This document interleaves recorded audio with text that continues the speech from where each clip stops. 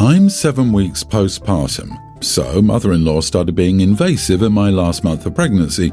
She started coming over constantly uninvited, and it was always the most inconvenient of times as well. Every time I tried to catch up on sleep, she'd be at my door the second I started dozing off. Never failed. I stopped answering the door for her, just to have my husband blow up my phone and say to open the door because his mom was there. Then I went into false labour, and she showed up at the hospital expecting me to let her in the delivery room. She never asked us or anything. She literally showed up during a cervical check, sat down with my husband, put her hand on his leg and said, "I'm just here to hold my baby up." The nurses were frazzled because she literally just walked in like she owned the place. It was 3 a.m, so they were short-staffed and didn't see her walk into the ward. Anyway, I've had a bad taste in my mouth since then. She was told several times that she was overbearing and she would stop for a bit and start back up again when it was forgotten.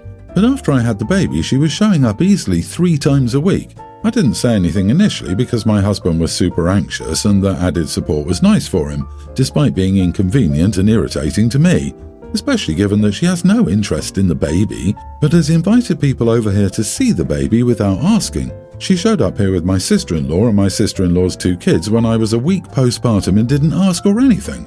It's irritating, and 2 weeks ago I finally snapped. I said she needs to stay away for the foreseeable future because I'm tired of her inviting herself into my home and taking up space. She's held the baby twice in the 30-plus times she's been here. She doesn't help us with anything.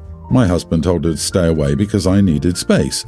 But last night around 6 p.m. she randomly showed up at our door. I just gotten out of the shower and was hanging out nude in my living room, nursing the baby. My husband asked me to get dressed to let her in for a minute, and I said, absolutely not. I didn't invite her here. He could go outdoors if he wanted, but I'm not getting dressed, so she can come in after showing up uninvited. She said she spoke to my husband, and he told me she had, but he didn't give her a yes on coming over. He told her he would talk to me about it, and she just showed up 2 hours later. He says I'm pushing away his mom for no good reason. I argue that I was forced into this by overbearing and disrespectful behaviour. I say since she doesn't respect me or the baby, she doesn't need to be here right now. He's saying, it's my kid too, I should have a say in who's here. Edit, my husband is 100% spineless when it comes to his mother because she inflicted strong abandonment issues on him, and now he's just happy to have her back in his life. She gave custody of him to her oldest daughter, who was 22 at the time when he was 6, because she wanted to go live with her new boyfriend, who was kid-free. From when he was 6 until he was 17, she only saw him on Thanksgiving and Christmas because she moved to Canada with her boyfriend. She and her boyfriend split up when he was 18 and she moved back in and was actively a part of his life again. He was still living with his sister when I met him at age 21 and we moved in together. We've been together for 6 years. She was only coming over to see us maybe 3 times a year prior to the last month of my pregnancy, when she felt it was necessary to be at our place every other day or every 2 days. He says I'm pushing away his mom for no good reason. Ha ha ha. Oh, you poor, clueless, spineless husband. Not the idiot. In fact, now that you know what works, be naked as much as possible. If she happens to show up when you're wearing clothes, get naked as well. Run around topless, ready for feeding in an instant. Mostly I'm joking, but you'll have to find a way to set decent boundaries here because this could just get weirder as the child ages. Who knows? You just had a baby. Your mate's job is to make your life easier as you're recovering from a very strenuous, challenging year of growing another person, pushing that person out, and making milk for that person. Your husband's job is to care for his wife and child. Full stop. This is a hill to die on. He's afraid his mom will bail again, just like she did when he was 6. He was still a little kid trying to please mommy to make sure she doesn't run away. He needs a therapist like yesterday because he can't be a good parent if his top concern is his mother, and if he's not willing to grow a spine, it's not mommy who's going to run away this time. It's going to be OP and their kid. My son and daughter-in-law married in college and soon had my grandbaby, Shelley. Shelley is a young grammar schooler. Before this Christmas, they lived in an apartment and didn't really decorate due to space. They would celebrate at my place and Shelley loves our tree. It's basically very bright with all the colours of the rainbow. This year I thought it would be different since they bought a home. In the summer I bought some colourful Christmas ornaments for them since I knew decorations are expensive. I babysit every Tuesday, and last Tuesday the tree was up. My son asked me to finish it if I wanted since both parents were busy with work and didn't want the boxes to be out all week. So that's what I did with Shelley. I put up every ornament that was out. Along with the ones I bought, there were a lot of dark-coloured ornaments. Shelley loved it and she spent a long time just looking at it. Yesterday I came back and every single colourful ornament was off the tree. I asked Shelley what happened and her mom, daughter-in-law, took them all off. She was quite upset talking about it. The tree is just dark with basically no colour now. I waited until both of them got home and asked why she removed the ornaments. She responded that she didn't like how they looked. It was too overstimulating for Shelley. Shelley doesn't have any disabilities. I asked if she was serious and she told me she was. At this point, I asked if she was the colour Grinch since she destroyed something Shelley loved. She got really mad and I told her to put it back up for her daughter and that she could deal with colours that didn't match in her home. She called me a jerk. My son is annoyed with me since it's their home. I just can't understand why they would mess with something their daughter loved. Am I the idiot? I don't care that the tree isn't my vision. My issue is them taking away something Shelley loved because it didn't match her mother's aesthetic. Who put their vision over their kids' happiness? You are the idiot, not because you love colour. People have asked me if my outfit came with a dimmer switch. But it's your daughter-in-law's house. You owe her some respect. Why don't you apologise and ask if you could buy a miniature tree for your granddaughter's room? Then take a box of ornaments over and let the granddaughter pick out the one she likes in front of her parents. If the daughter-in-law agrees to the tree but still balks at the balls, then all you can do is have a tree for your granddaughter at your house. You didn't want your mother-in-law decorating your house, did you? You can rainbow your own place. Learn your boundaries. The son asked the mother to do it because they were both so busy. Why can't the daughter-in-law just let her daughter have an enjoyable Christmas? Is that hard to do? I seriously doubt ornaments overstimulated her. That's just what beige moms say so they can live a bland life. Daughter-in-law is the idiot. When they read this story, did anyone immediately think of the sad beige mom on TikTok who spray-painted her kid's Fisher-Price Christmas tree brown and neutrals to match her aesthetic? Yeah, sad beige trees for sad beige children.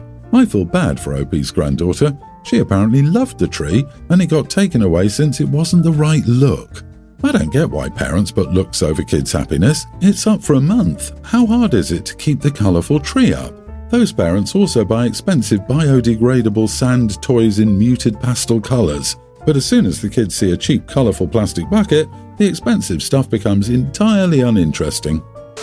I, 27 female, got together with my ex-husband Liam, 33, when I was 19 and he was 24. Our relationship was perfect until we got married 3 years after we got together, and then he started restricting me from many things. He was always the jealous, overprotective type, but never as bad as he got after we got married. He guilt-tripped me into dropping all of my male friends, even cousins. He wouldn't let me go out until he approved what I was wearing, and he threw away all of my even mildly revealing dresses when I was at work one day. But I loved him and stayed with him for 3 years, and during those 3 years I realised that I'm bi, but I never told my husband because I was scared that he would force me to be a shut-in and never even let me hang out with my girls, and that he would make me drop them too. Fast forward, he got worse and worse until eventually I ended up getting a divorce about 2 years ago. It was a messy divorce and he tried his best to slow down the process as much as he could. He also was convinced that I was only divorcing him because I was cheating on him. After all, he'd been so perfect to me, so why would I want to divorce him? It took a while and a lot of therapy for me to trust people again and to start dating again. Eventually, I decided to explore my identity, and now I've been dating a close friend of 5 years, Amy, for about 6 months. I don't know how, but he found out that I'm dating a woman and he's been blasting my socials with spare accounts about how this proves I was cheating on him and how it's unfaithful in general for me to hide my orientation from him. He deserved to know and I'm an idiot for not telling him. He also ended up telling my parents, whom I'm very low contact with for being not good parents, and they're also blasting me with calls and texts about how they didn't raise an unfaithful witch and I shouldn't have hidden it from him. I confided in some friends, and they all say it wasn't unfaithful of me to tell him, but he deserved to know, and now I'm starting to feel like the bad guy. So, am I the idiot? Not the idiot. He was abusing you and you were already isolated. You didn't tell him out of fear for your safety. His reaction, and that of your parents, proves that you made the right decision concerning the divorce and the low contact. You don't need them in your life. They don't deserve you in theirs. He's your ex who is obviously keeping tabs on you. You don't owe him any info. You don't owe him any contact at all. Just be glad you didn't have kids with him. Congratulations on escaping a toxic relationship and putting your life back together. Block him, lock down or delete your social media accounts and move on. Let him fester. It's none of his business or your family's who you date. Just live a happy life with your gal. I, female 28, have a toddler son, and my sister, 32, doesn't have children but has 3 cats and 2 large dogs that she treats as her babies. Yesterday, the 2 of us were talking on the phone and she started talking about how difficult it was to be a mother to pets. She said they were very demanding, messy and noisy, and that she had to wake up early every day to feed and take them for walks, but it was worth it for her. She said it was like having a human baby, but worse because animals don't understand what she says.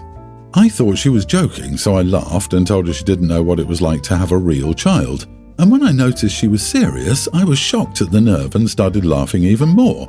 I told her she knew nothing about motherhood's difficulties, responsibilities, joys and challenges. I said she was being ridiculous. She got very angry with me and hung up the phone. Later, she sent me a message saying I was a terrible sister and that I was arrogant and insensitive. I didn't respond because I think she's being absurd and dramatic. I have nothing against her pets. I even like them, but I don't think they're equivalent to a human child. Am I the idiot? Not the idiot. I mean, I just left my 2 cats for a whole week alone with someone checking in on them once a night. They survived. You definitely wouldn't be able to do that with a kid. You are the idiot. If your sister is infertile and unable to have her children, I can see why your laughing at her would hurt. She considers those pets as her true babies. It's not at all uncommon. You can be right silently and make the other feel included in the conversation, making a bonding moment, or you can be right out loud at her face laughing, making her feel like crap. When you're right but cannot be kind, you have nothing. I think real mothers must understand they are not the only ones struggling. Yeah, what was even the point of you arguing with her? She didn't belittle you or your experiences as a mother, unless you're leaving that out for some reason. She shared her personal feelings on the matter. She doesn't even sound like someone who dislikes kids, unless, again, you're leaving that out, or thinks they're worse than pets. What was the point in putting her down for not knowing the joys and challenges of being a mother? You seem to be the kind of woman who looks down on another woman for not birthing kids. I think that pet mummies must understand that a pet isn't the same as a child. I suffered from postnatal anxiety, and my neighbour compared it to how she feels when she leaves her dog with her husband. Just no, it feels like an insult, to be honest. Someone once compared my friend's son, who lived for 12 hours, to losing her baby kitten. Like, what the heck? People who act like an animal is anything comparable to birthing and raising children are weird.